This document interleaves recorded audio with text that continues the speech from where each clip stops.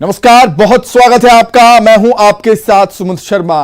क्या जामवाल दिलाएंगे जीत? 2023 के मिशन में जुटी बीजेपी के लिए प्रदेश प्रभारी डी पुरंदेश्वरी के बाद अजय जामवाल तारणहार बनकर छत्तीसगढ़ आए हैं। क्षेत्रीय संगठन महामंत्री बनने के बाद पहली बार रायपुर पहुंचे हैं जामवाल। ताबड़तोड़ बैठकें लगातार जारी हैं। पार्टी को आक्रामक मूड में रहने की नसीहतें भी दे डाली, लेकिन कांग्रेस कह रही है बीजेपी का अब छत्तीसगढ़ में कुछ नहीं होने वाला। चर्चा आज इसी पर, पहले रिपोर्ट देखिए।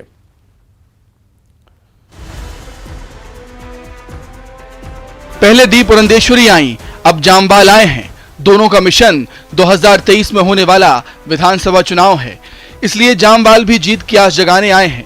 उम्मीदों का पिटारा साथ लाए हैं। पहले संगठन को ठीक ठाक से देखेंगे, फिर आगे की रूपरेखा तय करेंगे। जी हां, बीजेपी के क्षेत्रीय संगठन महामंत्री का पदभार संभालने के बाद अजय जामवाल पहली बार 3 दिनों के दौरे पर रायपुर पहुंचे हैं। पहले दिन से ही ताबड़तोड़ बैठकों का सिलसिला जारी है। देखिए, आज का बैठक मुख्य रूप से एक परिचयात्मक बैठक है कि पहले हमारी क्या स्थिति रही है प्रदेश में सरकार के समय और आज हमारी क्या स्थिति है, आने वाले समय में क्या स्थिति बदलने वाली है। तो इस बात को लेकर के एक मुख्य रूप से जानकारी प्रदेश के, चाहे वो सामाजिक हो, भौगोलिक हो, राजनीतिक हो, और उसके साथ में एक जो विधायक और कोर के परिचय है। इसी प्रकार से कल बैठक रखे गए हैं, परसों बैठक रखे गए हैं, सभी उसमें मोर्चा के भी बैठक रखे गए हैं। और इस मोर्चा के माध्यम से जो प्रथम बैठक है, कुल मिलाकर के छत्तीसगढ़ के जो जनप्रतिनिधि हैं, छत्तीसगढ़ के पदाधिकारी हैं, मोर्चा प्रकोष्ठ जो काम करने वाले हैं, उनकी एक परिचयात्मक बैठक है। और मुझे लगता है कि उसके बाद में जो उनका दिशा और कार्य आदेश जो जारी होंगे कि किस दिशा में हमको जाना है। बीजेपी के क्षेत्रीय संगठन मंत्री अजय जामवाल ने कोर ग्रुप और विधायक दल की बैठक ली, जो करीब 3 घंटे चली। जामवाल ने प्रदेश के राजनीतिक सामाजिक समीकरण को समझा। बीजेपी विधायकों की स्थिति, पिछले चुनाव परिणाम और संगठन की गतिविधियों को लेकर भी अहम चर्चा की।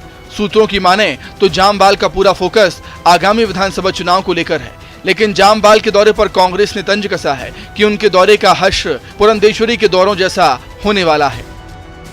कि भारतीय जनता पार्टी की एक नई प्रभारी भी आई थी। अब तो उनको यहाँ पे आए लगभग 1 साल से अधिक हो गया है। आने के बाद लगातार हंटर चलाने का काम उन्होंने किया, लेकिन भारतीय जनता पार्टी में न वो एकता स्थापित कर पाई, न भारतीय जनता पार्टी को कोई मुद्दे दे पाई, न भारतीय जनता पार्टी की जो विश्वसनीयता छत्तीसगढ़ की जनता में समाप्त हो चुकी है, उसको पुनः स्थापित करने के लिए कोई प्रयास कर पाई। तो अजय जामवाल भी नए नए आए हैं, तो स्वाभाविक है कि उनको जिम्मेदारी मिली है तो मीटिंग करेंगे, परिचय प्राप्त करेंगे, लेकिन उनके द्वारा भी कुछ भी हासिल नहीं होने वाला है। छत्तीसगढ़ में अगले साल यानी 2023 में विधानसभा चुनाव होने वाले हैं। बीजेपी की तमाम बैठकें केंद्रीय मंत्रियों और बड़े नेताओं का दौरा इसी मिशन को साधने के मकसद से है, ताकि सूबे में ये अपनी खोई हुई सरकार की वापसी कर सकें। लेकिन कांग्रेस ने भी अपना मिशन साल भर पहले से ही शुरू कर दिया है। खुद सूबे के मुख्यमंत्री भूपेश बघेल 90 विधानसभा के दौरे पर हैं, यानी लड़ाई दोनों तरफ से जोरदार है। और अब बीजेपी की तरफ से जोर लगा रहे हैं Jammwal. Bureau report, news 18 Madhya Pradesh Chhattisgarh. तो अजय जामवाल क्या बीजेपी के संगठन को वो नई फिर से ऊर्जा, नई ताकत दे पाएंगे? बात आज इसी पर हम करेंगे। 2 खास मेहमान हमारे साथ जुड़ गए हैं। धनंजय सिंह ठाकुर जी, प्रवक्ता है कांग्रेस के। धनंजय जी, बहुत स्वागत करता हूं आपका न्यूज़ 18 मध्य प्रदेश छत्तीसगढ़ में। और राजीव चक्रवर्ती जी हैं, बीजेपी नेता है। राजीव जी, आपका भी बहुत स्वागत है न्यूज़ 18 पर। राजीव जी, शुरुआत आज आपसे ही। क्या लगता है आपको कि बैठकों का दौर आखिर क्यों, इतनी बैठकें क्यों करनी पड़ रही हैं बीजेपी को?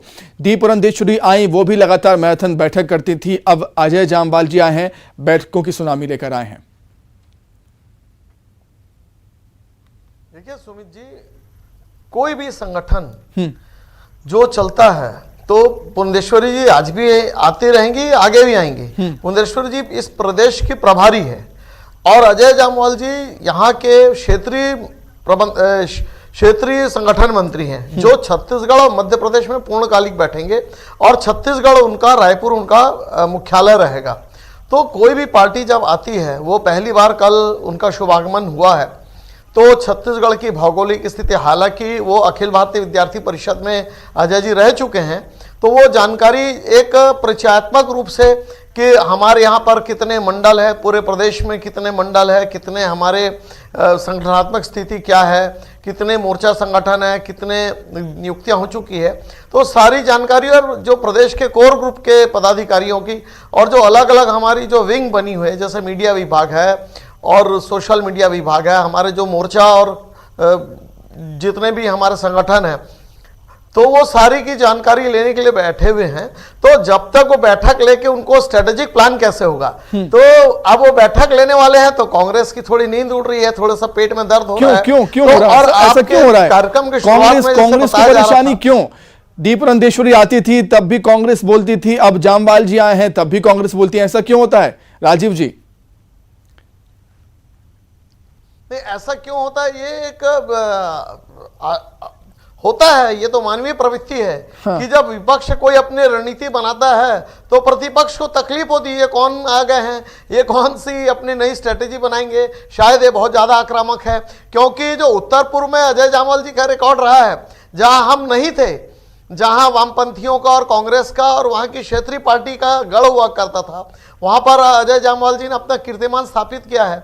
और जो 7 हिल्स सिस्टर, जिसे हम 7 पहाड़ों का जो राज्य कहते हैं, वहां पर भारतीय जनता पार्टी की ध्वजा पताका फहरा रही है, तो स्वाभाविक है, उसको हम भी अन्यथा नहीं मानते हैं।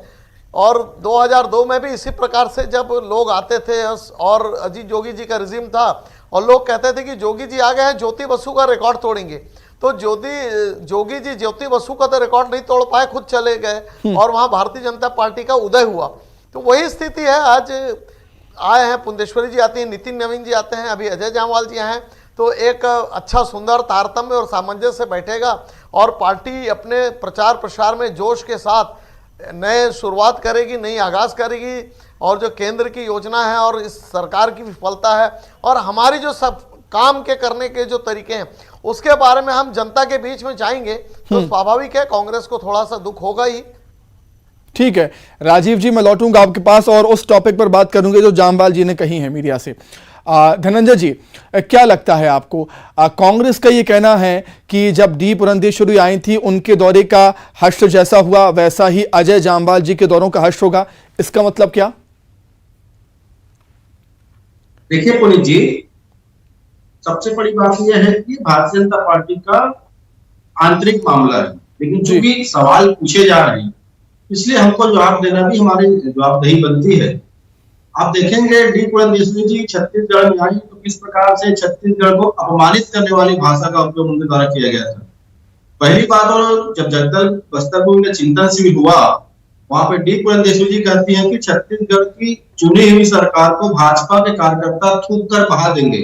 क्या बात है, ये छत्तीसगढ़ का अपमान है, ये छत्तीसगढ़ की जनता का अपमान है। अजय जामवाल जी भी आए हैं, हम सिर्फ इस बात की चिंता कर रहे हैं भाजपा के कार्यालय का बैठक ले, भाजपा के जो 15 साल के मठाधीश नेता हैं उनके यहाँ घर जाए, खाना खाए, उनके साथ चर्चा करें, हमको उससे कोई लेना नहीं है। लेकिन हम उम्मीद करते हैं कि जिस प्रकार डी पुरंदेश्वरी जी ने छत्तीसगढ़ का अपमान किया, छत्तीसगढ़ के जनमत का अपमान किया, छत्तीसगढ़ की जनता का अपमान किया, ऐसी कोई हरकत इनके द्वारा हमें नहीं करनी चाहिए। दूसरी बात, भारतीय जनता पार्टी में गुटबाजी चरम सीमा पर है। शिव प्रकाश सिंह जी आते हैं, वो भी वापस चले जाते हैं। डी पुरंदेश्वरी जी आती है, वो तो यहाँ तक कहती को हंटर लेकर आई है और छत्तीसगढ़ में हंटर वाले भाई के नाम से चर्चित हो गई है। अब जामवाल जी आए, स्वाभाविक सी बात है, तीनों मिलकर गुटबाजी खत्म नहीं कर पाए हैं। क्या रमन सिंह जी का गुट है, बिरमोहन अग्रवाल जी का गुट है, सरोज पांडे जी का गुट है। दूसरी ओर के भाजपा के जो प्रदेश अध्यक्ष हैं उनको लेकर नंद कुमार साय जी और नंदराम कंवर जी कई बार बोल चुके हैं नेतृत्व की सफलताएं हैं, और भाजपा के कार्यकर्ता तो सोशल मीडिया में भी लिख रहे हैं ना। सबसे बड़ी बात है, समझेंगे आखिर इनके प्रभारी आते हैं तो किनसे मिलते हैं? क्या कार्यकर्ताओं से मुलाकात करते हैं? कार्यकर्ताओं से मुलाकात नहीं करते, इसलिए भाजपा कार्यकर्ता सोशल मीडिया में लिख रहे हैं किस प्रकार के हालात उत्पन्न हुए हैं, और कांग्रेस के कामों को भाजपा कार्यकर्ता भी सराह रहे हैं। तो स्वाभाविक सी बात है, भाजपा पास तो मुद्दा नहीं है। वो अजय जामवाल जी आए हैं, अच्छी बात है, बैठक करें, खाना पूर्ति करें, परमानेंट यहाँ पे रहे, उनसे कोई तकलीफ कांग्रेस पार्टी में नहीं। छत्तीसगढ़ का अपमान करने वाली भाषा का उपयोग उनके द्वारा नहीं करनी चाहिए, हम ये चाहते हैं। ठीक है, चलिए ठीक है। राजीव जी, अब हमारे जो न्यूज़ 18 संवाददाता हैं अवधेश मिश्रा ने ये हमें बताया था कि जो अजय जामवाल जी आए हैं उनका ये कहना है कि जो आक्रामकता चाहिए है बीजेपी में, संगठन में, वो आक्रामकता धरातल पर नजर नहीं आती है। आखिर ऐसा क्यों हो रहा है? नहीं, देखिए वो अभी जो दिख रहा है, उनको जो समीक्षा कर रहे हैं, तो अभी आधिकारिक तौर पर उन्होंने क्या कहा पता नहीं है। लेकिन देखिए, वो कोई भी जब नेता बाहर से आते हैं, जो संगठन मंत्री आते हैं, या हम भी कई बार दूसरे मंडलों में जब जाते हैं, तो हमारी पहली शर्त रहती है कि भाई आक्रामकता, offence is the best defence and offence is the best weapon. तो ऑफेंस की तो हर कोई कहते हैं कि आक्रामकता बढ़ाओ, चाहे वो राजनीति का खेल हो या खेल का मैदान हो, तो कहीं पर भी हो, तो आक्रामकता तो बहुत आवश्यक है। हम आक्रामक ढंग से जब बातों को रखेंगे, आक्रामक ढंग से जो कांग्रेस की विफलता को जनता के पास ले जाएंगे और जनता को सड़क पर लाएंगे, उसी में राजीव जी, उसी में नाकाम यहाँ पर बीजेपी नजर आती है कि आप मुद्दों को भुनाने में कहीं ना कहीं पीछे हटते हैं। जो नहीं, देखिए कोरोना काल था, हाँ, देखिए कोरोना काल था और बहुत सारी ऐसी बातें थी कि हम जनता को एक साथ ला नहीं सकते थे, लेकिन कहीं ना कहीं भारतीय जनता पार्टी सफल हुई है। हाँ, देखिए अपेक्षा बहुत रहती है कि ज्यादा से ज्यादा आक्रामकता हो, तो वो निश्चित रूप से हम उस पर जो हमारी कमी पेशी है उसे हम पूरा करेंगे। आक्रामकता रही है, सदन में भी रही है, संख्या बल में भी हम कम है, उसके बावजूद भी सदन में बहुत अच्छा परफॉर्मेंस किया विधायक दल ने, और जो आक्रामकता सड़क पे दिखनी चाहिए वो भी आएगी निश्चित रूप से। अभी ऐसा हो सकता है कि आपको कम लगे या कहीं ऐसी महसूस हो रही हो, लेकिन बहुत जोरदार आक्रामक ढंग से हम जो ये भय भूख और भ्रष्टाचार की सरकार है, जो सरकार इतनी विफल रही बहुत सारे मोर्चे पर, उसकी विफलता को लेकर हम जनता के सामने जा रहे हैं। अभी हमारी बूथ कमेटियां बन रही है और बहुत सारी जो संगठनात्मक बैठक है और जो संगठन की तैयारी हम कर रहे हैं, समय आने पर आपको निश्चित रूप से दिखेगा, मैं आपको विश्वास दिलाता हूं।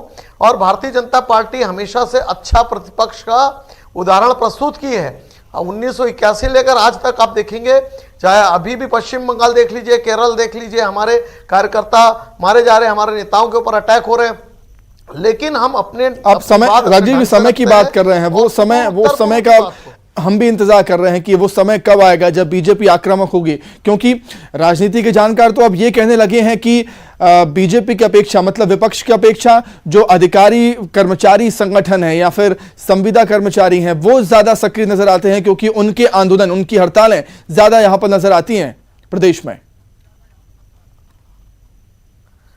नहीं, देखिए जिनके साथ छल किया, जिस वर्ग के साथ छल किया है, जिनको घोषणा पत्र में कही गई थी, तो वो तो है ही है सड़क पर। हम भी उनको बैकअप सपोर्ट दे रहे हैं, हम भी उनको फ्रंट लाइन पर लाएंगे और हमारे साथ भी वो आएंगे आने वाले समय में। देखिए अभी तेल देखिए, तेल का धार देखिए, समय देखिए, अभी समय आया है। क्रांति अगर समय के पहले भी हो जाए तो क्रांति में बदलाव नहीं होती है। 1857 उसका उदाहरण है। ठीक उसी प्रकार से समय आने दीजिए, हमारी व्यापक तैयारी है, बूथ स्तर से मंडल स्तर तक एक एक जिला वाइज हमारी तैयारी है। समय आने पर यह विस्फोट होगा। जो इस सरकार की अंतिम घड़ी चल रही है, चाहे वो शराबबंदी का मामला हो, चाहे किसानों के साथ छल का हो, कर्मचारियों के साथ छल का हो, या बेरोजगारी भत्ता का मामला हो, ऐसे तमाम, और ये जो भ्रष्टाचार की अकूत कमाई चल रही है, प्रदेश में गुड गवर्नेंस खत्म हो चुका है, ये सारे मामले को लेकर हम सड़क से लेकर सदन तक की लंबी लड़ाई लड़ेंगे। और अभी भी संख्या बल में भले ही विधानसभा में आपको कम दिख रहा हो, लेकिन आने वाले समय में भारतीय जनता पार्टी एक प्रखर विपक्ष के रूप में सत्ता परिवर्तन करेगी और आम आदमी जो दीनदयाल जी का सपना था अंत्योदय का, उसको पूर्ण करेगी। ये भारतीय जनता पार्टी का दावा है। भारतीय जनता पार्टी एक आदर्श विपक्ष की पार्टी मानी जाती है, जो सत्ता पक्ष को खून के आंसू रुला सकती है। तो वो समय आने पर आपको दिखेगा। ये मेरा दावा है और ये मेरा वादा है आपके चैनल पर। तो समय आने का इंतजार करिए। और अभी भी विभिन्न मोर्चों पर हमारी धमक के कारण यहाँ पर जनता को बहुत सारी चीजें हम उपलब्ध करवा रहे हैं। इनके भ्रष्टाचार पर भी हम थोड़ा अंकुश लगाने की ठीक है राजीव जी, मैं लौटूंगा आपके पास। रंजन जी, सुना आपने राजीव जी की बातों को, सुना आपने। उनका कहना है कि समय आने पर विस्फोट होगा और सत्ता पक्ष को हम बता देंगे कि कितनी ताकत, कितनी आक्रामकता, कितनी एनर्जी बीजेपी उसके संगठन में। देखिए पुनीत जी, मुझे तो बात समझ में नहीं आ रही है। अजय जमवाल जी कहते हैं कि आक्रामकता होनी चाहिए। ये किस प्रकार की आक्रामकता चाहते हैं? क्या ये आतंक फैलाना चाहते हैं? क्या लाठी डंडा लेके सड़कों पर उतरना चाहते हैं? और भाजपा के प्रवक्ता टीवी में बैठ के बोलते हैं कि विस्फोट होगा। मतलब इनकी मंशा क्या है? ये क्या चाहते हैं छत्तीसगढ़ में? क्या छत्तीसगढ़ के आसान करने की रणनीति बना रहे बैठ कर? अगर इनके पास मुद्दा होता तो अभी विधानसभा सत्र जो हुआ है उसमें मुद्दे की बात करते हैं। लेकिन ये पूरी तरीके से इस प्रकार से बात कर रहे हैं कि आक्रामकता होनी चाहिए। मतलब क्या जमवाल जी चाहते हैं कि छत्तीसगढ़ में लाठी डंडा लेकर भाजपा कार्यकर्ता उतरे, आतंक फैला, भाजपा प्रवक्ता ट्वीट कर रहे हैं कि विस्फोट होगा। मतलब कौन सी भाषा का उपयोग कर रहे हैं? ये जन समर्थन खो चुके हैं और आरएसएस का संस्कार इनकी भाषाओं में दिख रहा है। ये समझ में आता है, छत्तीस मुद्दा इनके पास नहीं है। और मैंने कहा कि आप वक्ता की बात ना करें, आप मुद्दों की बात करें। आप बताइए ना कि नरेंद्र मोदी की सरकार ने जो 100 दिन में महंगाई कम करने का वादा किया था, आज देश महंगाई के गर्त में डूब चुका है। बड़े शर्म की बात है, पूरा देश महंगाई से पीड़ित है और इनके वित्त मंत्री कहते हैं महंगाई कहां पर है। आज बेरोजगारी के आलम में देश 50 साल पुराने हालात पर खड़ी हुई है और इस बेरोजगारी की से बात करना नहीं चाहते। देश अर्थव्यवस्था जो गर्त में जा चुकी है, तो कहीं न कहीं पूरी तरीके से भारतीय जनता पार्टी विफल रह चुकी है। छत्तीसगढ़ मुख्यमंत्री भूपेश बघेल की सरकार ने जो काम किया है, 3.5 साल में जो छत्तीसगढ़ नया पहचान मिला, नया नाम मिला है, इससे भारतीय जनता पार्टी बस मुद्दा नहीं है। और जिस प्रकार की इनकी भाषा है, धनंजय जी, बीजेपी का तो यही कहना है कि वो एक मजबूत और जिम्मेदार विपक्ष की भूमिका निभा रही है। जो अधिकारी कर्मचारी संगठन हड़ताल पर हैं, उनके आंदोलन का समर्थन उनको साथ विपक्ष देता हुआ नजर आता है। यहाँ पर मुद्दे वो भी तो हैं, वो भी मुद्दे हैं। बेगानी शादी में अब्दुल्ला दीवाना वाली कहावत भारतीय जनता पार्टी चरितार्थ कर रही है। ये वही अधिकारी कर्मचारी हैं जिनके ऊपर 15 साल के भाजपा शासन काल के दौरान लाठी बरसे थे, इनको जेल में बंद किया था। तो कहीं ना कहीं 2015 में जो इन्होंने जो डीए का जो किश्तीकरण किया था, जो 4 किस्तों देने के बाद रमन सिंह ने किया था ना, आज कर्मचारी उसी का आंदोलन कर रहे हैं। और कर्मचारी लोग इनको बुला नहीं रहे, सबसे बेहतर समझेंगे। मैंने एक तो वीडियो देखा जिसमें रमन सिंह जी गए थे कर्मचारी संगठन के पास, वहां रमन सिंह वापस जाओ के नारे भी लगे हैं। तो ये बेगानी शादी में अब्दुल्ला दीवाना है, इनके पास मुद्दा है नहीं और कर्मचारी अपनी मांग को रख रहे हैं। वहां जाके फोटो खिंचा के ये बताने की कोशिश कर रहे हैं कि हम कर्मचारियों के साथ खड़े हुए। अगर आप कर्मचारियों के साथ खड़े हुए तो बताइए ना, केंद्र सरकार को बोलिए ना, जो राज्य में ओल्ड पेंशन स्कीम लागू किया गया है, जिसके लगभग 17,500 करोड़ रुपए केंद्र सरकार को लेना, जो केंद्र सरकार दे नहीं है, अब बात करिए, तब समझ में आता है कि कर्मचारी कितना बात कर रहे हैं। अब बात करिए ना महंगाई से पीड़ित है कर्मचारी ना। बोलिए कि 410 रुपए में गैस सिलेंडर मिलना चाहिए, पेट्रोल डीजल पर जो मौजूद टैक्स लगा वो कम होना चाहिए, दाल आटा पर जो 5% से अधिक जीएसटी लिया कम होना चाहिए, काफी पुस्तक पर टैक्स लिया जा रहा है जीएसटी। अभी कल ही में खबर पड़ रहा था, एक नन्ही बच्ची नरेंद्र मोदी जी को पत्र लिखकर कहती कि पेंसिल तो महंगा करती है। मतलब जिस महंगाई से जनता पीड़ित है, एक बच्ची को पता है महंगाई है, उसको वित्त मंत्री सदन में कहती कि महंगाई नहीं है। इनके पास तो मुद्दा नहीं है ना। और मैंने कहा ना, आप मतलब ये क्या करना चाहते हैं छत्तीसगढ़ में, भाजपा को तो स्पोर्ट की बात करते हैं। राजीव जी सुन रहे होंगे, आपकी मुद्दों की कमी है आपके पास। और एक चीज मैं ये भी जानना चाहूंगा कि बहुत सारे मुद्दे हैं। जी एक मेरा सवाल ही सुन लीजिए आप कि डी पुरंदेश्वरी जी भी आई, बैठकों का दौर चलता रहा, मैराथन बैठकें हुई, जामवाल जी भी आए हैं, अब वो भी बैठकें कर रहे हैं। तो मैं ये समझना चाहता हूं आपसे कि जामवाल जी क्या कुछ अलग लेकर आए होंगे इस बार, क्या कुछ अलग रणनीति बीजेपी अपनाएगी जो डी पुरंदेश्वरी के जब दौरे होते थे तब नहीं अपना पाई। अब जब जामवाल जी दौरे पर आए हैं तो क्या अलग रणनीति, क्या अलग स्ट्रेटेजी बीजेपी लेकर आने वाली है इस बार? देखिए, हमारी संगठन की जो संगठनात्मक जो पिरामिड है वो कांग्रेस से अलग है। पुरंदेश्वरी जी आती थी, है और आते रहेंगी। जो सह प्रभारी है, प्रभारी है और जो संगठन मंत्री जो लोकल हैं, साय साहब वो भी हैं। ये क्षेत्रीय संगठन मंत्री हैं। ये नियुक्ति बहुत दिनों से वेटिंग थी, वो आ गए हैं। तो इसमें नया या पुराना कुछ नहीं, ये तो हमारी इंटरनल जो स्ट्रक्चर होता है, वो स्ट्रक्चर के तहत जो पिरामिड बनता है संगठन का, उसके तहत वो आए हैं। और वो लगातार केवल छत्तीसगढ़ और मध्य प्रदेश के संगठन मंत्री हैं। तो भारतीय जनता पार्टी से जो संगठन को खिंचाव करना चाहिए। और कांग्रेस की जो ये जो भू भ्रष्टाचार, जो लचर कानून व्यवस्था है, सुन लीजिए अभी इसीलिए आप लोग डर गए हैं। अजय जी आए, अभी तो बहुत सारे हैं।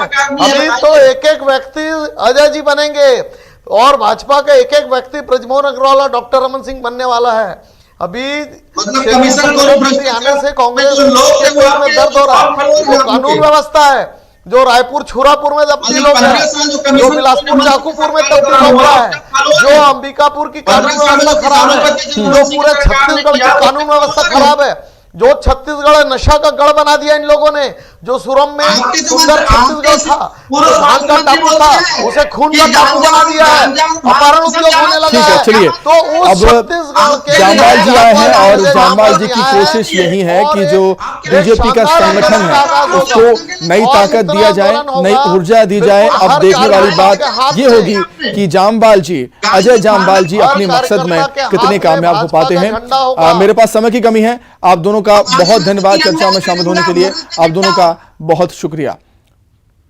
तो इसी के साथ ही हमारे एक ब्रेकिंग यहां पर आपको दे रहे हैं, अपडेट यहां पर दे देते हैं कि राज्य सरकार ने सभी जिलों को निर्देश दिए हैं। हर घर तिरंगा कार्यक्रम को लेकर निर्देश जारी किए हैं। जिलों में आजादी की 75वीं वर्षगांठ मनाने के लिए निर्देश जारी हुए हैं। 13 से 15 अगस्त तक सभी सरकारी दफ्तर, स्कूलों, कॉलेजों में तिरंगा फहराया जाएगा। राज्य सरकार ने सभी सरकारी कर्मचारियों को राष्ट्रध्वज खरीदकर घर में सम्मान के साथ लगाने के निर्देश दिए हैं। तिरंगे के साथ सेल्फी लेकर वेबसाइट पर भी अपलोड करने को कहा गया है।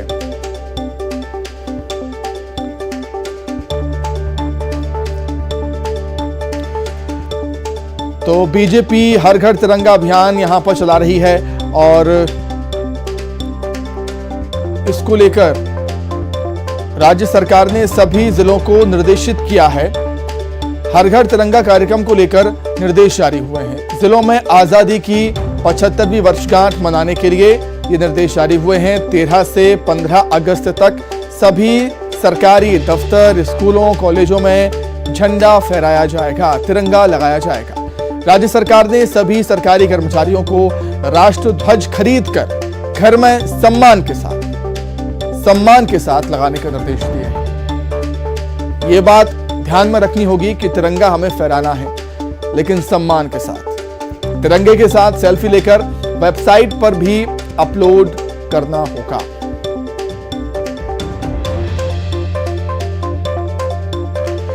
अधिक जानकारी के लिए हम बातचीत करेंगे। संवाददाता अनुराग श्रीवास्तव जुड़े हुए हैं फोन पर। अनुराग, पीएम मोदी के महत्वाकांक्षी प्रोजेक्ट को सफल बनाने की कोशिश राज्य सरकार की। बिल्कुल, देखिए, राज्य सरकार ने अब सभी विभागों को निर्देश दिए हैं। इसके अलावा सभी कलेक्टर, कमिश्नर और विभाग अध्यक्षों को भी इस बात के निर्देश दिए हैं कि जो तिरंगा, हर घर तिरंगा के साथ ही हर सरकारी दफ्तर पर भी तिरंगा फहराया जाएगा और इसके लिए जो नियम है वो उन नियमों के तहत ही तिरंगा को फहराने के निर्देश जारी किए गए। लेकिन सबसे बड़ी बात है कि प्रदेश के कर्मचारियों को भी तिरंगा खरीदकर अपने घर पर लगाना होगा और उसकी एक सेल्फी खींचकर अपलोड भी करना होगी। यानी कि राज्य सरकार ने न सिर्फ विभाग, जिला, उसके अलावा जितने भी सरकारी कर्मचारी, अधिकारी हैं, उनको भी इस बात के निर्देश दिए हैं कि वो झंडा खरीदकर अपने घर पर लगाएं और उसके साथ सेल्फी अपलोड करें। तो कुल मिलाकर किस तरीके से हर घर जो तिरंगा लगाने का सरकार ने फैसला किया है, उसके अलावा सरकारी दफ्तरों में और सरकारी अधिकारी कर्मचारियों के घर पे भी तिरंगा लगाया जाए, इसको लेकर व्यापक दिशा निर्देश जारी किए। ठीक है अनुराग, बहुत शुक्रिया आपका। तो इसी के साथ ही फिलहाल इस बुलेटिन में इतना ही। खबरें लगातार जारी हैं। नमस्कार।